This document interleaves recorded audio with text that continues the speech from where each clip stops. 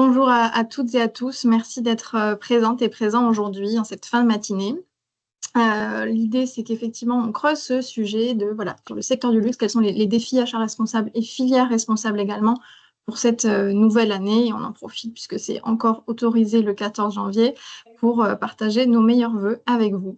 Donc, si vous ne connaissez pas déjà Buy Your Way, donc moi, je suis Marie-Claire Nico, je suis associée de ce cabinet qui est spécialisé justement sur les questions d'achat responsable. Et j'ai le plaisir d'être accompagnée de Daniel qui va se présenter juste après. Quelques précisions logistiques donc sur l'agenda du jour. On est sur un webinaire assez dense avec voilà, toutes les réflexions qu'on a eues avec Daniel. On a finalement beaucoup de choses qu'on a envie de partager avec vous. Donc on parlera voilà, du contexte, des actualités du secteur. Bien sûr, un focus assez important sur les enjeux RSE et achats responsables. On parlera aussi, puisque Daniel fait partie de cette organisation de Positive Luxury et de la certification Butterfly Mark. Et on finira par une partie qui nous semblait assez intéressante et importante, qui est celle sur voilà, des études de cas clients de marques et de maisons qu'on a accompagnées, que ce soit Positive Luxury ou Buy Your Way. Et bien sûr, on gardera un temps en fin d'échange sur des questions-réponses. Voilà, si vous êtes notamment curieux sur les projets qu'on citera, sur ce qui marche bien, sur ce qui représente parfois des complexités aussi sur ces sujets, notamment sur l'embarquement en interne, des choses comme ça, c'est de ça qu'on parlera. Voilà. Ce sera une conversation plutôt qu'une présentation. C'est vraiment l'intention qu'on avait avec Daniel, que je remercie d'avoir accepté mon invitation et d'avoir accepté le challenge aussi de prendre la parole en français pour la première fois pour parler de Positive Luxury. Je te laisse te présenter, Daniel. Merci Marie-Claire, merci aussi à Buy Your Way et merci à tout le monde. Bienvenue, merci pour votre temps et pour participer aujourd'hui. Alors, moi je suis Daniel Morrison, je suis Sustainability Client Success Manager à Positive Luxury depuis quelques années. On est un réseau qui travaille avec plusieurs entreprises dans le luxe. On va euh, parler un peu plus de ça tout à l'heure. Et je voulais aussi signaler que Positive Luxuries travaille directement avec Buy Your Way et d'autres organisations dans Impact Network. C'est une collaboration avec un collectif d'agences, de relations publiques, de marketing, de consultants, tout ce qui travaille dans les secteurs de luxe pour offrir leurs expertises, les services, les contenus en matière de développement durable et pour permettre à leurs clients aussi d'intégrer des pratiques de ESG mesurables. Sur le périmètre, Daniel, je te laisse repréciser de quoi on parlera aujourd'hui. Oui, alors aujourd'hui, on va focaliser surtout sur le secteur de luxe. Évidemment, on ne peut pas parler de chaque sujet dans tous les détails, mais on va focaliser surtout sur les industries telles que la beauté, la mode, joaillerie, habitat, toute la décoration et des meubles de la maison, voyages et loisirs et les spiritueux, tous les boissons premium. Et il y a d'autres sujets, d'autres industries telles que les voitures, la gastronomie, etc. Mais c'est hors sujet aujourd'hui. Ça, c'est les six industries que vous voyez sur le slide actuellement. C'est aussi les industries avec qui Positive Luxury travaille. D'où effectivement notre choix de zoom un peu sur ces industries-là. Là, j'ai un challenge qui est, on s'est dit, en à peu près 4 minutes de balayer les actualités et les tendances du secteur du luxe. Donc voilà, ça va être assez dense, mais voilà, aussi parce qu'il se passe tout un tas de choses. Donc on s'est dit qu'on allait vous proposer un petit lexique des tendances et actualités du luxe en ce début 2025. Forcément, je pense que ça, c'est un mot-clé qui vous surprendra pas forcément.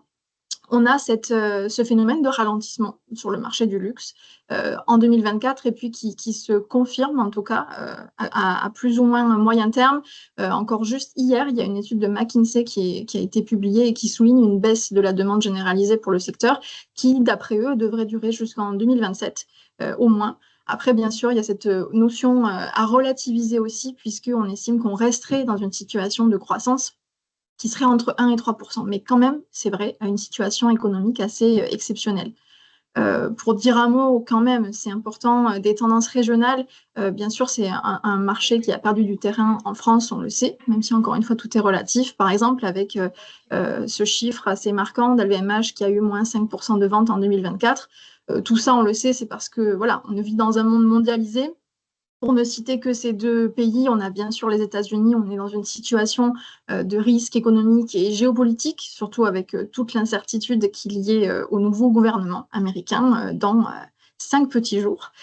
Et bien sûr, là où on peut développer également un peu plus, c'est le cas de la Chine. On sait que voilà, c'est le principal driver aussi de cette baisse, puisqu'on a un ralentissement de la consommation des biens de luxe euh, dû à une crise immobilière qui impacte les autres secteurs. Pareil, pour vous donner quelques chiffres, on s'attend à ce que les ventes baissent de 20% dans le pays en 2025 pour le secteur du luxe. Tout ça, ce qui est assez captivant, je trouve, c'est aussi lié à des changements culturels ou comportementaux aussi en Chine. On a pu entendre des termes aussi de honte du luxe, ou en tout cas voilà, de réfléchir vraiment à la posture qu'on a, à ce qu'on montre, d'être dans quelque chose de beaucoup moins ostentatoire aussi, et de préférer les marques locales. Ça a été vraiment un sujet qui est monté cette année. Le deuxième mot-clé sur lequel on voulait voilà, creuser un petit peu aujourd'hui, c'est cette hétérogénéité des situations selon les typologies de produits ou les tendances. On sait qu'il y a tout de même, malgré la situation que je viens de décrire, hein, certains segments de l'offre luxe qui continuent d'observer des bonnes performances. On a des vraies différences, en fait, des vraies disparités. Principalement des produits individuels qui sont peut-être moins plébiscités, même si rien qu'au sein de cette catégorie, c'est aussi disparate, et des expériences de bien-être, de soins exclusifs, d'expériences uniques qui sont de plus en plus plébiscitées. Euh, Globalement, pour essayer voilà, aussi de rester synthétique, on sait que on a quand même des produits qui continuent à marcher, des segments, tout ce qui est cosmétique, lunettes, etc., qui se développent. Donc, on a des clients aspirationnels aussi qui continuent à ne. Voilà, il ne faut pas les négliger non plus. Et à l'inverse, on a aussi voilà, des expériences plébiscitées, comme je le disais, soit par ces clients aspirationnels, donc là, c'est l'expérience accessible, d'où la petite photo que vous avez sur cette slide-là, ou à l'inverse, tout ce qui va être autour des VIC, les Very Important Customers ou Consumers, qui là sont une catégorie de clients à haut revenu. Et là, on est soit sur des expériences voilà, très, très exclusives, sur l'ultra-luxe qui se développe, et ça se traduit aussi notamment par la bonne santé de la joaillerie, où on est sur des décisions d'achat qui ont en fait des valeurs d'investissement. Voilà pour le point marché. Une tendance aussi qui est quand même très liée à ce qu'on va se dire après sur la durabilité, c'est des nouveaux modes de contrefaçon qui n'emportent pas vraiment le nom, mais qui flirtent quand même dangereusement avec la contrefaçon, puisque c'est totalement aussi à ce qu'on abordait à l'instant sur la situation pardon, de la Chine, avec deux phénomènes dont vous avez peut-être entendu parler. Et si c'est le cas, je suis assez curieuse, n'hésitez pas à mettre oui ou non dans la conversation tout ce qui est les dupes. Donc là, on copie les codes d'une marque ou d'une maison sans apposer le logo, et on utilise des matériaux de moins bonne qualité. Donc là, forcément, en termes de durabilité, ça impacte pas mal les choses. Et les pink tea aussi, où là, on est dans une même logique voilà, de copie des codes d'une marque ou d'une maison, sans apposer le nom de la marque, ou alors, comme vous avez sur l'exemple, en fait, là, sur le petit visuel, de le mettre, et là, de proposer, par exemple, les deux barres du E qui sont amovibles. Je vous laisse deviner pourquoi. Voilà, donc là, c'est des produits qui, en plus d'avoir les mêmes codes, vont se vanter, a priori, d'avoir la même qualité de matériaux, voire les mêmes fournisseurs. Et ça, c'est quelque chose qui est en plein essor en Chine et qui arrive aussi doucement en Europe. Bon, tout ce qui est contrefaçon, en termes d'achat responsable, on rappelle aussi que c'est illégal en France. Hein. Tout ça pour dire que ça confirme vraiment l'enjeu pour nous, hein, quand on a parlé avec Daniel en 2025, pour les marques de travailler tout ce que finalement ces produits pourront jamais apporter, qui va être l'expérience client qui va autour aussi de ces produits. Il y a une petite expression que j'ai vue passer dans tous les articles qu'on a épluchés qui était voilà, l'expérience au cœur de la résilience, ce fameux mot, mais je trouve que ça résume assez bien ce qu'on est en train de se dire. Pour le dernier mot, je vais laisser Daniel prendre la parole. Oui, alors merci Marie-Claire. Intelligence artificielle, c'est sûr que en 2024, tout le monde en a bien entendu parler de la révolution ou toutes les innovations qui se passent autour de l'IA. Je vais juste mentionner quelques exemples dans la beauté.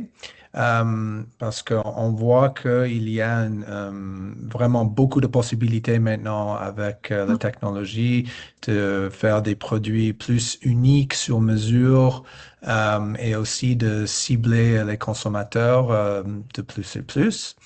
On peut dire pour du bien, pour du mal, peut-être, ça dépend du perspective.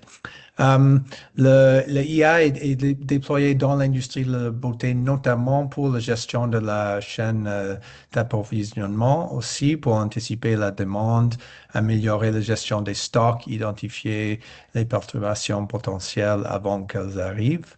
Un autre domaine est celui de la formulation des produits pour analyser de grandes quantités de données sur des ingrédients, par exemple, leurs interactions et leurs effets sur la peau, sur les cheveux, etc. Un article de Forbes de l'année dernière sur l'intelligence artificielle et l'innovation cite des exemples par rapport à des looks personnalisés, la reconnaissance faciale, par exemple, pour suggérer virtuellement des produits de maquillage, entre d'autres. Et même le développement des parfums maintenant pour identifier des émotions. Mm.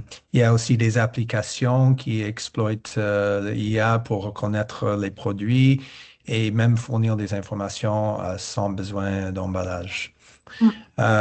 Et les innovations ainsi que les investissements vont certainement continuer et peut-être exploser encore en 2025. On va voir, mais c'est sûr qu'il y a beaucoup d'opportunités pour les entreprises, mais il faut prendre en compte il y a plusieurs risques pour tout le monde. Et un autre sujet pour un autre jour, mais c'est une autre tendance vraiment importante dans le luxe actuellement. Mhm. Tout à fait. Et quand tu dis risque, c'est vrai que c'est aussi impact. Nous, on a une déformation professionnelle où on est obligé aussi de rappeler que c'est des nouvelles, enfin, c'est une vraie révolution, mais qui implique aussi des consommations énergétiques, des émissions de gaz à effet de serre, beaucoup d'eau également qui est consommée. Donc voilà, de prendre Ouais. aussi ça en perspective pour tout comme le reste, hein, penser aux impacts que ça implique. Donc, merci beaucoup, Daniel. Forcément, on voulait aussi rappeler, même de manière succincte, parce qu'on pourrait passer tout un webinaire sur un seul des sujets que vous avez à l'écran là, les principaux enjeux qui sont voilà, des incontournables. Daniel, je te laisse nous éclairer sur le sujet. Ouais. Merci, Marie-Claire. C'est sûr que toutes ces questions, on peut en parler pour des jours, même par rapport à une entreprise ou une industrie. Euh, dans le monde du luxe, des enjeux tels que le carbone, les émissions, GES, gestion de l'eau, biodiversité, sont tous des enjeux qui sont connectés et qui devraient être abordés ensemble. On ne peut pas les vraiment voir séparément avec tout le changement climat, avec tout ce qui se passe avec les impacts pour la production, le développement des produits. Et aussi les enjeux comme les droits humains, bien-être animal, gestion des ressources, d'aussi prendre en compte qu'il y a toujours un engagement avec les communautés autour Mm. du monde et aussi il y a des relations avec d'autres parties prenantes concernées. Euh, et dans tous les cas, c'est des systèmes de gestion pour vraiment traiter chaque enjeu ensemble et vraiment de toujours prendre en compte les impacts sur l'environnement et aussi Mm. sur les personnes dans toute la chaîne de valeur. Effectivement, tu l'as dit, hein, on a cet enjeu aussi de ne pas tomber dans le fameux tunnel carbone. Voilà, on aurait vraiment un focus unique sur les émissions de GES qui sont bien sûr un sujet urgentissime à traiter, mais voilà, bien une vision systémique et tous ces enjeux que vous avez là, évidemment, il y a un énorme aspect chaîne d'approvisionnement plus responsable où vous allez travailler ces enjeux-là. Sans ce fameux scope 3 au sens large, c'est impossible d'avoir aussi voilà, des pratiques complètement vertueuses. J'attire votre attention peut-être pour finir sur cette slide, sur la dernière image qui est à droite. Si vous demandez ce que c'est, donc c'est une mine avec au centre une représentation de la quantité de métal qui en a été extraite. C'est le travail d'un artiste qui s'appelle Dylan March et qui voilà, photographie ce genre d'installation pour montrer aussi petit à petit la raréfaction de ces ressources-là, puisque vous voyez le déséquilibre ou le ratio en tout cas entre la surface qu'il a fallu artificialiser, les terres qu'il a fallu excaver pour trouver finalement cette quantité de métal. Voilà, petite parenthèse close, mais ce vrai sujet de finitude des ressources, on n'y échappera en aucun cas. Voilà. Si d'ailleurs vous avez un intérêt ou voilà, des questions en particulier sur un enjeu, n'hésitez pas à nous faire savoir dans le questionnaire, dans le chat, pardon, ou en question, effectivement, si ça vous intéresserait d'avoir un webinaire sur un de ces sujets-là. On prendra en compte vos attentes. Voilà. Pour continuer sur effectivement l'appropriation de ces enjeux par les marques, on voulait quand même vous donner des exemples actuels de discours et de stratégies qui, voilà, soit se confortent, parce qu'il y a des choses qui existent déjà depuis quelques années, soit qui émergent. Donc, le premier, c'est vraiment cette confirmation par rapport à tout le contexte qu'on a décrit avant, de l'importance pour les maisons et les marques de travailler sur la durabilité physique, donc dans le temps, hein, vraiment, et aussi émotionnelle du produit. Pour ne citer qu'un exemple, on peut parler peut-être de la joaillerie. On sait que les bijoux sont un bien patrimonial et par exemple, pour garantir l'usage par les propriétaires successifs, on a Cartier qui propose à ses clients une remise en l'état, une remise à la taille pour les produits transmis ou acquis en seconde main. Et ça, je trouve ça assez intéressant. Après, en fait, une simple authentification sur la base du numéro de série. Donc, il y a vraiment cette importance pour des produits qui durent dans le temps et proposer les services qui vont avec, plutôt que de pousser à changer, complètement à l'opposé, en fait, hein, des modes de contrefaçon et d'ultra fast fashion ou fast fashion dont on parlait aussi tout à l'heure. Un deuxième exemple, mais qui est un sujet assez bien installé dans le paysage hein, du secteur depuis quelque temps et de plus en plus dans le paysage aussi réglementaire, c'est l'économie circulaire. Toute la question de l'éco-conception, de l'usage aussi ou du devenir des invendus, etc. De la même manière, on souhaitait vous donner un exemple intéressant avec Prada qui, là pour le coup, c'est pas non plus une nouveauté, hein, c'est depuis 4 ans, travaille sur une collection qui est entièrement confectionnée à partir de nylon régénéré, ce qu'ils appellent le re-nylon, qui est issu du recyclage et de la purification de résidus plastiques qui sont collectés. Et donc voilà, ils mettent aussi beaucoup en avant dans la communication le côté dépollution des océans, filets de pêche réutilisés, etc., dans les décharges, des résidus de fibres textiles aussi. Et quand on parle quand même de durabilité physique dans le temps, il y a aussi tout un discours qui est capital sur le fait qu'on est dans une matière qui est tout aussi qualitative et résistante que voilà, du nylon qui serait vierge, on va dire. Donc il y a un discours assez intéressant là-dessus. Il communique sur les barils de pétrole économisés, les émissions de GES en moins, etc., etc. Et on rappelle que effectivement, il y a des options beaucoup plus légales que les contrefaçons. Et la seconde main, c'est pareil, c'est une tendance qui se conforte là plus, hein. Mais on a trouvé cette étude assez intéressante de Wavestone qui montre quand même à quel point ça se développe. Dans une année, on l'a dit, plutôt de ralentissement pour le secteur. À l'inverse, la seconde main qui a bien eu une croissance de 15,5 points. Donc c'est assez révélateur, me semble-t-il. Pour finir là-dessus et plutôt parler de discours qui émergent, en discutant avec aussi une experte du sujet qui est Sylvie Bénard, que je remercie au passage, qui a été longtemps directrice environnement chez Louis Vuitton, qui est maintenant fondatrice de La Dame à la Licorne. Elle m'a parlé en fait d'un nouveau discours qui émerge, alors de manière assez encore timide et subtile, on va dire, mais qui est un discours à l'encontre de la surconsommation. Donc amené, on le disait, subtilement par certaines marques, mais vraiment dans cette idée d'acheter moins mais mieux.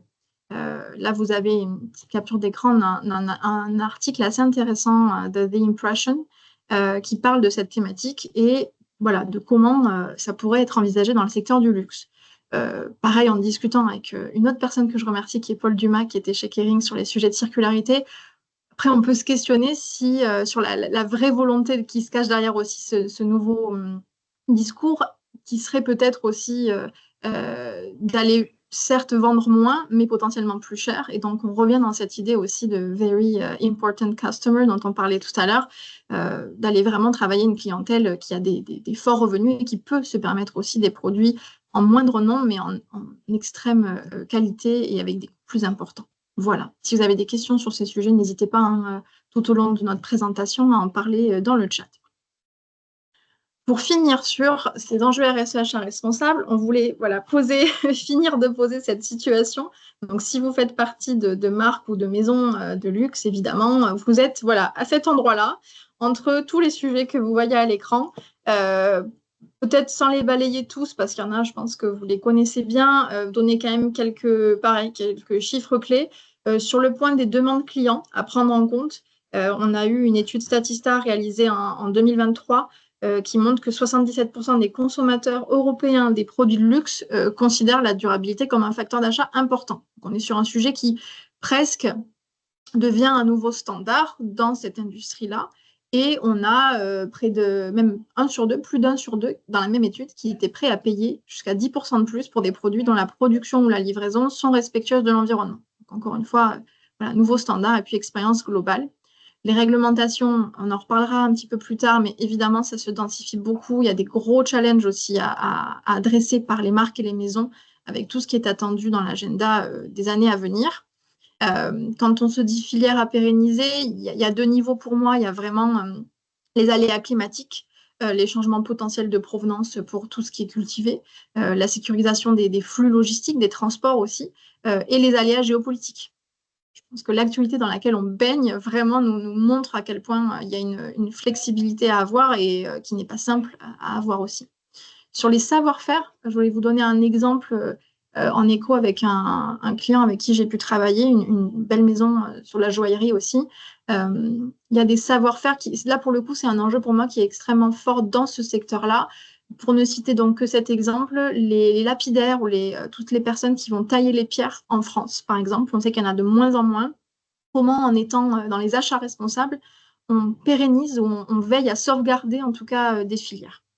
Et puis un dernier chiffre clé sur l'aspect greenwashing que Daniel, tu avais trouvé et qui m'a surpris honnêtement. Une étude voilà, de l'année dernière de Simon Kucher qui montrait que 70% des consommateurs mondiaux déclarent vérifier les allégations de durabilité des produits qu'ils achètent. Et on en a 57% qui estiment que les marques qu'ils utilisent pratiquent le greenwashing. Donc on a un regard aussi de plus en plus acerbe sur ces allégations-là. Ce qu'on vous propose donc pour la suite, c'est effectivement de s'arrêter un peu plus sur la place que les certifications ont dans les démarches achats responsables, puisque ça permet bien évidemment de participer au cadre réglementaire, à la réponse au cadre réglementaire, l'obligation de diligence raisonnée, etc. Et puis d'avoir des démarches aussi plus vertueuses. Donc on va se concentrer aujourd'hui sur effectivement Positive Luxury et la Butterfly Mark. Donc tu as présenté très rapidement Positive Luxury en introduction, Daniel. Est-ce que tu peux nous en dire plus, s'il te plaît? Oui, alors le Positive Luxuries, comme j'avais mentionné, c'est un réseau, on a des adhérents un peu partout dans le monde. C'était fondé en 2011. On travaille avec des marques de luxe exclusivement et aussi des fournisseurs, des marques de luxe aussi. Alors, Positive Luxury, c'est basé à Londres, au Royaume-Uni, et on a des adhérents dans les six industries mentionnées tout à l'heure, surtout au Royaume-Uni, Europe et aux États-Unis, mais on travaille aussi avec des sociétés qui sont basées en Asie, Amérique du Sud, Australie, Nouvelle-Zélande aussi. Euh, Pardon.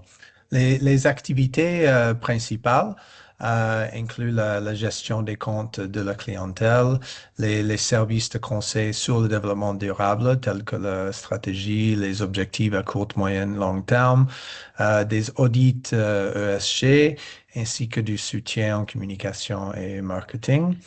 Une grande partie des prestations sont basées sur un outil à nous qu'on utilise, une plateforme où il y a une évaluation personnalisée des critères ESG qui qui sont liés éventuellement avec des résultats réussis à une certification qui s'appelle le Butterfly Mark. Mm. Et donc là, effectivement, tu viens de citer la Butterfly Mark. On sait que voilà, ces certifications, quand elles sont robustes, hein, participent à ces fameuses démarches d'approvisionnement plus responsables. Est-ce que tu peux nous en dire plus sur cette certification? Qu'est-ce qu'elle peut apporter en fait aux marques par rapport à tout le contexte qu'on vient de décrire? Ouais. Alors, le Butterfly Mark, comme j'avais mentionné, c'est basé sur une évaluation, une questionnaire très rigoureuse qui demande un peu de A à Z sur des données, des informations, sur des questions environnementaux, sociaux et concernant la gouvernance aussi. Alors, la certification elle-même, après d'avoir réussi avec l'évaluation, c'est une marque de reconnaissance, de transparence surtout, qui démontre aussi la performance d'une entreprise et leur chaîne d'approvisionnement, euh, de, exactement leur qu'est-ce qu'ils ont réussi dans l'évaluation, c'est-à-dire euh, comment est-ce que comment est-ce qu'ils font la gestion d'eau, comment est-ce qu'ils font la gestion de carbone, quelles sont les actions pour respecter les droits humains, reliées aussi à les Sustainable Development Goals de Mm, l'Union mm. de Oui. ONU, pardon. Les ODD en Euh, français, oui, les fameux oui, ODD ou oui. SDGs. C'est ça. Euh, En fait, c'est aussi, ça devient une QR code pour partager les résultats de l'évaluation. Et ça fait partie une grande communauté. Mm, Déjà, il y a plus qu'une centaine d'entreprises qui utilisent le Butterfly Mark pour partager leurs données, pour être transparent sur leur site web, pour mettre sur l'emballage de leurs produits, pour mettre l'information dans leur boutique, aussi de transmettre leur stratégie, mm, tout ce qui concerne le développement durable pour les partenaires, pour aussi les employés. En fait, c'est quelque chose que, comme l'évaluation, c'est personnalisé, aussi la façon d'utiliser la marque, c'est personnalisé aussi.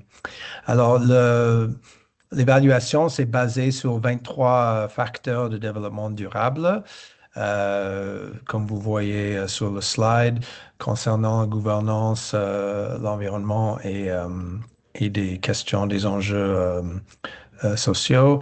mm, C'est construit sur les bases d'accords internationaux, des cadres mondiaux, des normes, des standards qui sont reconnus mondialement. Et, euh, et il y a plusieurs questions qu'il faut répondre concernant chaque critère, chaque mm, facteur. Et basé sur ça, c'est quelque chose, pas juste pour l'entreprise elle-même.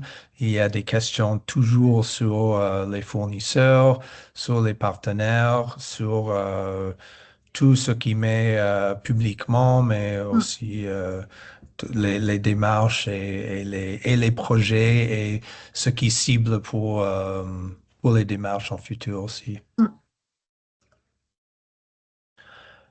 Alors, c'est quelque chose qui est robuste puisque ça appuie aussi sur de nombreuses données tierces et comme j'avais dit, plusieurs standards qui peuvent être intégrés dans l'évaluation, qui sont reconnus euh, et, euh, et pour obtenir cette cette marque, cette certification, il faut, euh, il faut donner tout ce qui est demandé et vraiment de travailler pour mettre tout en place, pour vraiment Mm. démontrer de A à Z ce qui se passe à l'interne et dans le développement des produits, la distribution, Ouais.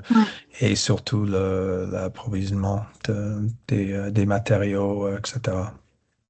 Merci beaucoup. Et tu sais que voilà, dans nos discussions de préparation, il y a une question moi, qui m'est venue de manière évidente pour présenter aussi ce que vous faites. C'est voilà, de savoir, je pense, pour les marques ou les maisons, euh, en quoi finalement ce dispositif et cette certification euh, à demander à ses fournisseurs aussi sont plus intéressants ou plus pertinents ben, qu'une évaluation RSE généraliste. On sait qu'aujourd'hui, il y a des plateformes qui se développent beaucoup, voire une qui a le quasi-monopole aussi sur ces sujets. Donc, en quoi ça peut être plus intéressant ce genre de démarche qu'une évaluation généraliste sur voilà, le score qu'on donne à un fournisseur en matière de RSE. Ouais. Oui, il y a plusieurs raisons ici. Une chose, comme j'avais dit au début, c'est exclusive au secteur du luxe. Ouais. Alors, ça, c'est quelque chose que Positive Luxury est toujours positionné depuis 2011. On fait une évaluation sur la gouvernance spécifiquement et une analyse vraiment très approfondie sur des questions environnementales et sociales. Et comme tous les enjeux de ce qu'on a vu tout à l'heure, tout est vraiment connecté et on peut Mm, pas mm, mettre une chose en isolation d'une autre. C'est vraiment de voir l'ensemble et avec ça, on a une, euh, une vue un peu spécifique sur la gouvernance et très, très détaillée sur mm, l'environnement et social. Aussi, on dispose d'un support dédié à la gestion des comptes et au-delà de certification pour favoriser l'amélioration continue. Alors, c'est pas juste de compléter l'évaluation et d'avoir la certification et c'est fini. Tous les 2 ans, les entreprises doivent renouveler, doivent refaire une autre évaluation qui est adaptée à toutes les normes et tous les standards qui, évidemment, continuent à développer tout le temps. mhm. Alors, on a aussi, avec tout le soutien du account management, une communauté avec des opportunités spécifiques pour des échanges, pour avoir de participer dans des Mm. événements ensemble, etc. Et aussi, comme c'est adapté à l'entreprise, il y a aussi des conseils personnalisés pour l'entreprise qui sont basés sur l'évaluation et basés sur les connaissances des stratégies, etc., de l'industrie du secteur, en gros, de luxe. D'accord. Et ouais, dernièrement, juste avec le Butterfly Mark connecté, il y a plus de détails par rapport aux résultats de l'évaluation et la performance ESG qui Mm. reste public, qui peut être partagé entre les partenaires, le B2B ou B2C et, euh, et avec les parties prenantes. Mm. Merci beaucoup, Daniel. Et je note il y a une première question aussi dans la conversation qu'on traitera pour bien tenir l'agenda dans la question, dans la session questions-réponses, mais qui est voilà, de bien comprendre ce qu'il y a de spécifique au luxe par rapport à l'ISO 20400 qui est sur les achats responsables ou justement au label qui s'appuie sur cette norme qui est le label RFAR en France pour plutôt les donneurs d'ordre. Donc ça, effectivement, si ça vous convient, on y reviendra dans la session questions-réponses, mais c'est une très bonne question. Si vous en avez d'autres, n'hésitez pas à les poser.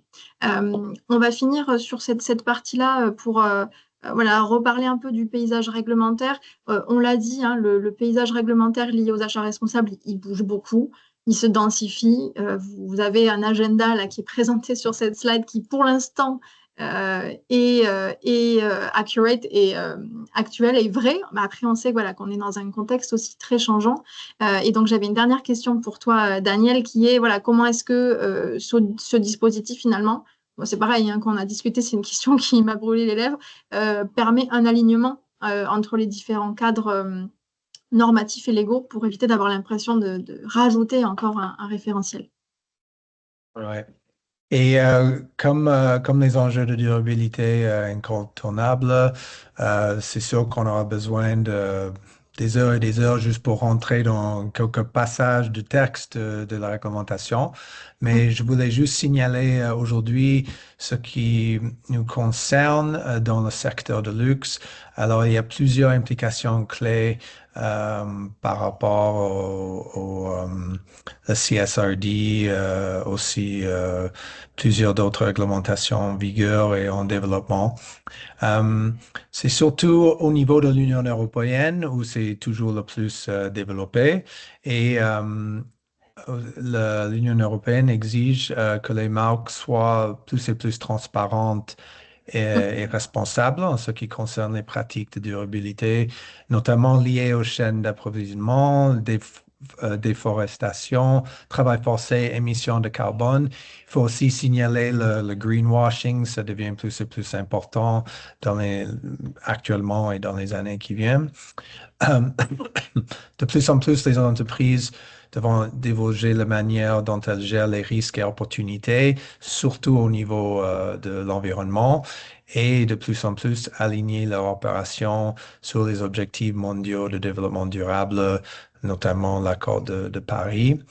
Le non-respect des réglementations, et aussi on parle encore de l'Union européenne surtout, par exemple comme les UDR ou les lois du travail forcé pourraient entraîner des amendes, des restrictions de marché ou des étteintes à la réputation.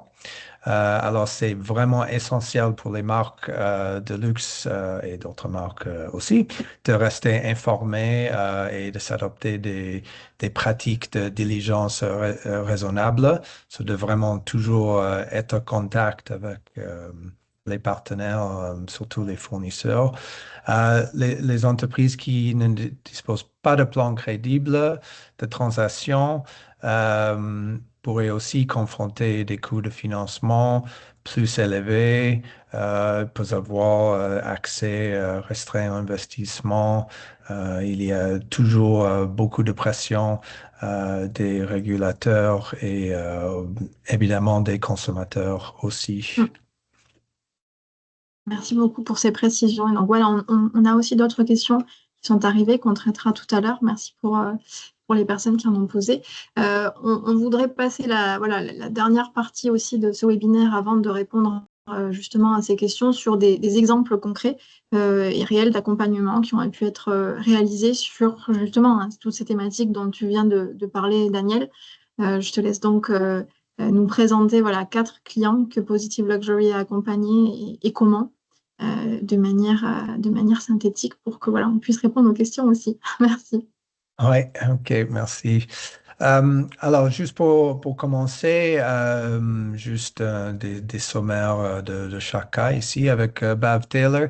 Il y avait un projet pour s'assurer que les fournisseurs fournissent un code de conduite ou ils signent une politique de confiance des fournisseurs. Alors, ce qu'on a mis en place, c'était des conseils sur une stratégie d'approvisionnement durable. Il y avait plusieurs défis, surtout de faire la sélection des fournisseurs sur des critères non négociables. Par exemple, un roadmap de développement durable. Il fallait avoir la preuve d'origine des produits, une proximité pour réduire l'empreinte carbone, des matériaux locaux, aussi la disponibilité pour des visites régulières. Et avec ce projet, les résultats, aujourd'hui, 90% des matériaux sont approvisionnés localement et aussi les registres de Bob Taylor concernant ses fournisseurs directs sont à jour et sont toujours en contact et plus qu'avant. Par rapport à Stephen Webster, l'exemple, c'était un peu différent.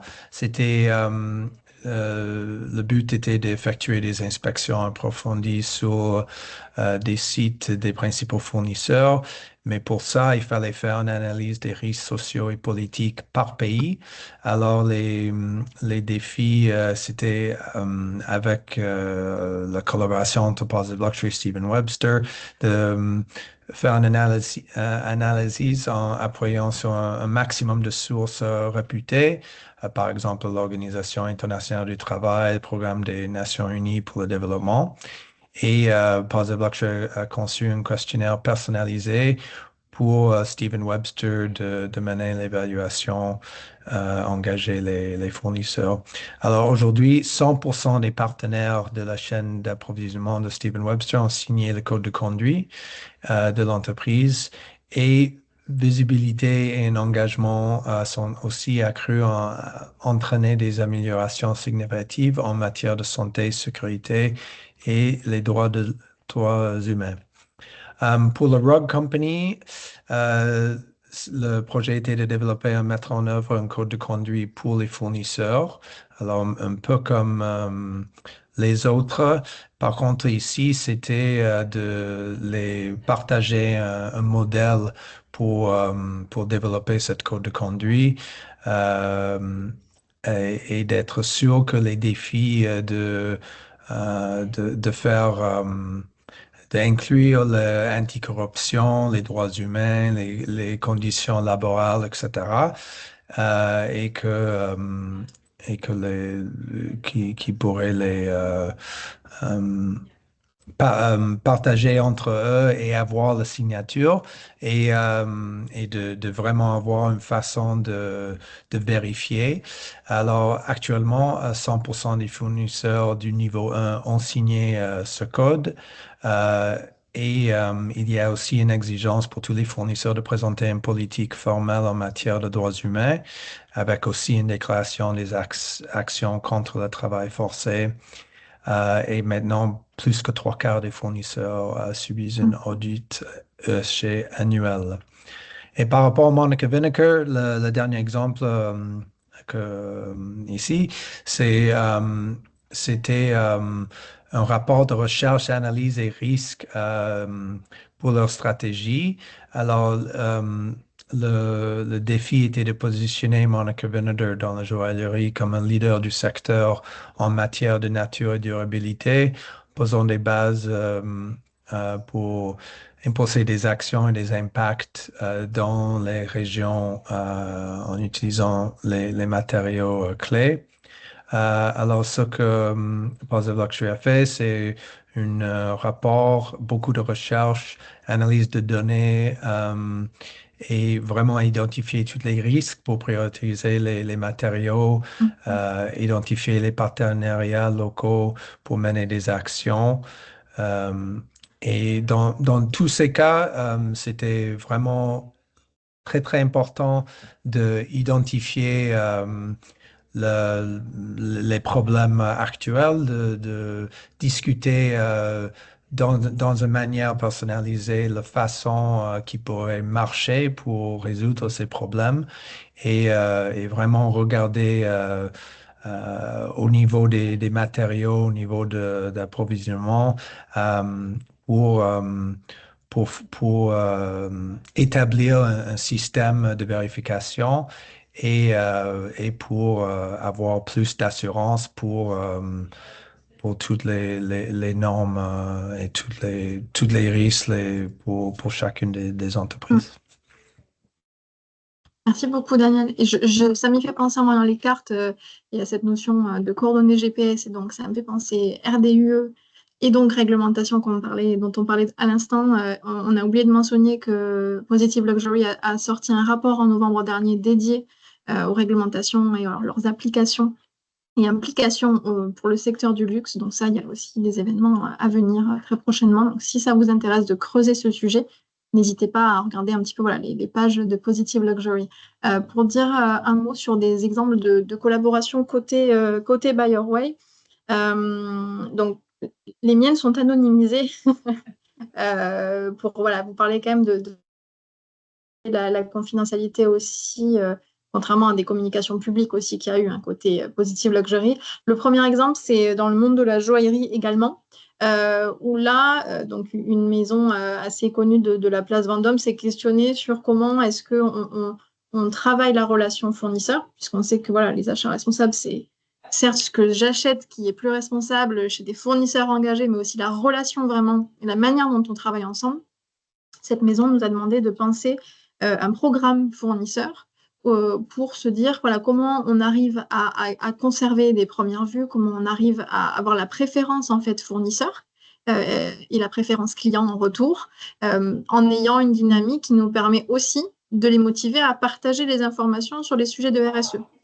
C'est un sujet dont on va parler juste après, mais cette complexité aussi à obtenir les informations des fournisseurs, c'était un vrai sujet. Donc, comment on reste entre passionnés, entre connaisseurs, mais on arrive quand même aussi à avoir de plus en plus d'informations sur les aspects RSE. Donc, on a créé un programme d'embarquement, on va dire, fournisseur et d'écoute vraiment de la voix des fournisseurs. Tout à l'heure, on parlait du label RFAR. Il y a tout un sujet de comment on écoute aussi ce que les partenaires pensent de nous. On était vraiment dans cette démarche-là. On a pu aller interroger une petite trentaine de partenaires de sourcing, de pierres, etc., pour pouvoir justement imaginer tout ça de manière intelligente.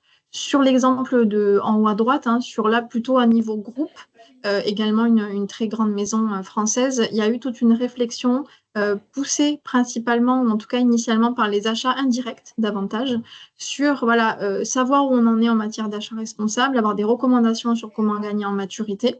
Aussi d'ailleurs toujours sur le référentiel aussi RFAR pour se projeter par rapport à un référentiel qui est reconnu. Et derrière, par rapport à ce diagnostic, chercher à créer un cadre stratégique commun d'achat responsable pour le groupe. Et sur la partie indirecte, c'est intéressant de voir que c'est aussi un sujet pour les marques et les maisons de luxe de travailler les achats responsables sur les achats indirects, de créer des clausiers RSE pour que là, les acheteurs puissent vraiment se dire j'ai un appel d'offres sur telle ou telle catégorie de biens ou de services, comment tout de suite je suis aidé pour intégrer facilement des critères et donc une pondération sur la partie RSE de l'offre du fournisseur. Sur l'exemple qui était plutôt sur les cosmétiques, ça c'est un client avec qui on a et j'ai le plaisir de travailler depuis plusieurs années.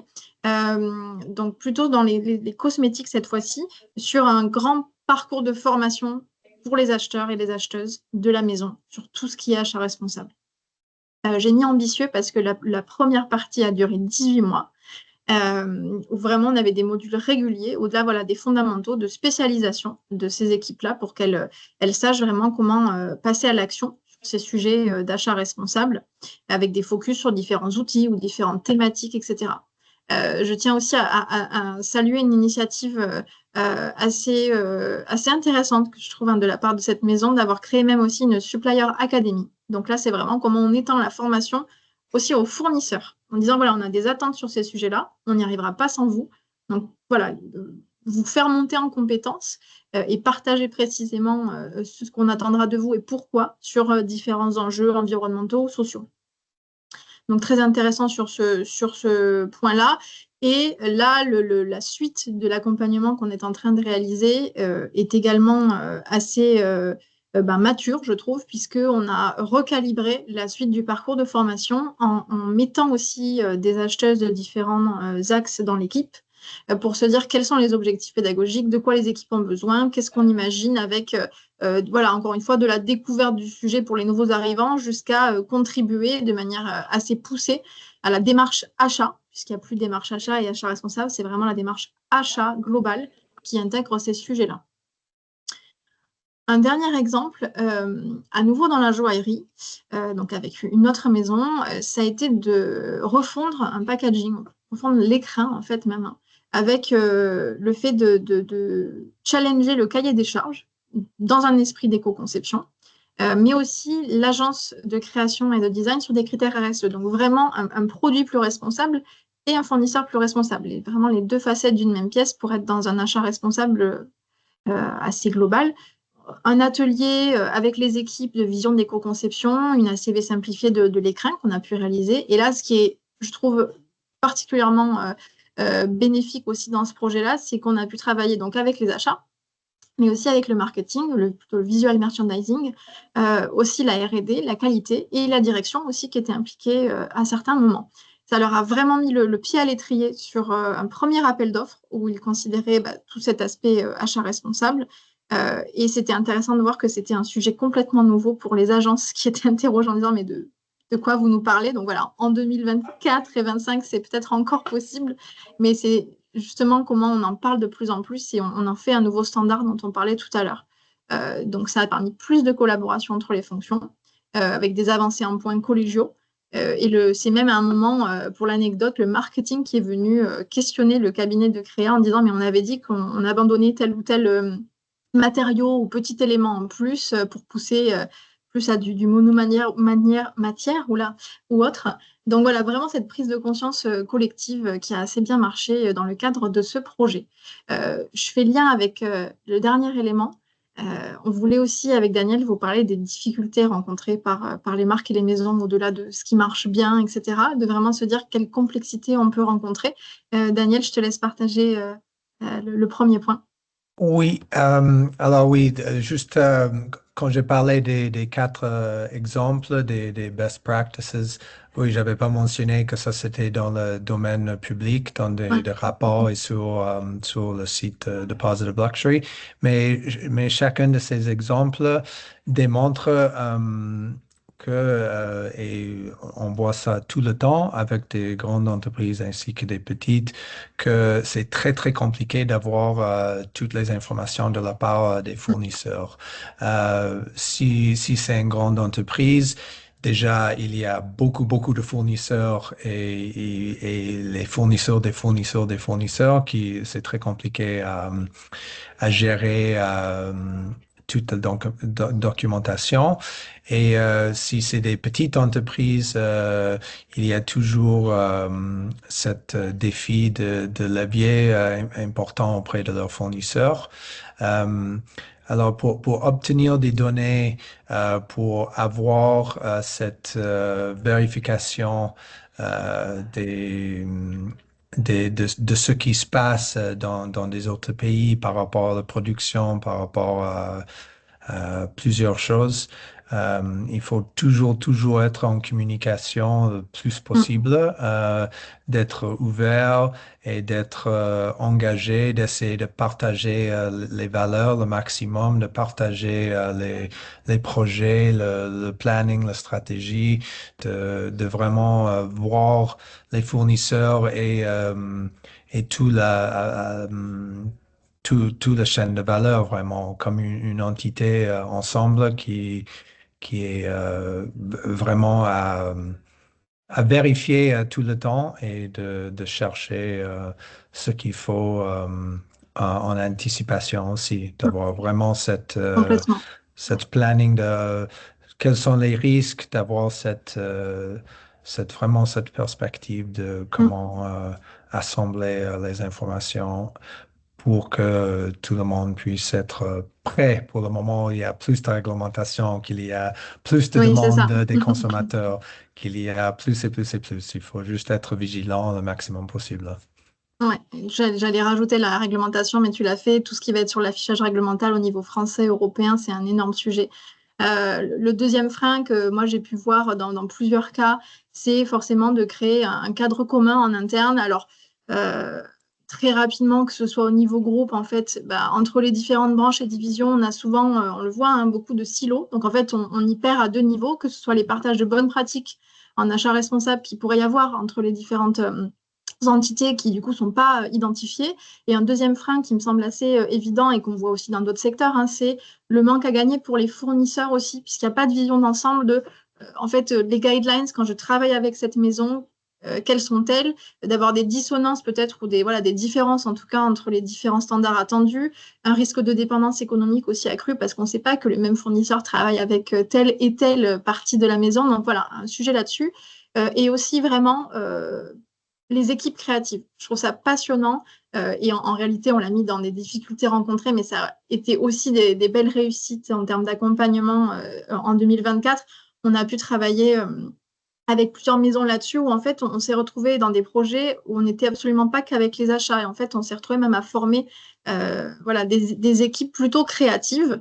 Et je sais qu'il y a une personne aussi présente aujourd'hui voilà, qui nous a permis de réaliser un de ces chouettes projets, où en fait, on s'est retrouvé à former aux projets responsables, aux achats responsables, des équipes vraiment voilà, d'identité visuelle, qu'elles comprennent pourquoi c'est important de se questionner là-dessus. Et ça, pour moi, c'est absolument essentiel pour parvenir à créer voilà, un langage commun au-delà d'un cadre entre des équipes de procurement ou d'achat et des équipes créa pour en faire aussi une nouvelle source d'innovation, de création. On sait que c'est le sujet pour toutes les maisons de comment on crée dans un cadre où il y a ces nouvelles contraintes aussi de durabilité suffisamment tôt dans les process pour les projets. Et ça, même au-delà du produit. C'est-à-dire que des projets qu'on a fait, c'était pour des projets aussi de gifting pour les clients, même d'aller représenter cette nature engagée de la maison dans aussi les cadeaux qu'on fait aux clients ou encore des événements, des vitrines, des catalogues. Voilà, on peut pousser aussi très loin ce sujet-là. Donc, ces deux exemples que je viens de vous donner, pour moi, participent à la fameuse expérience client dont on parlait en tout début de webinaire, qui va vraiment être plus que jamais clé pour se différencier sur le marché et dans le contexte dans lequel il se trouve actuellement.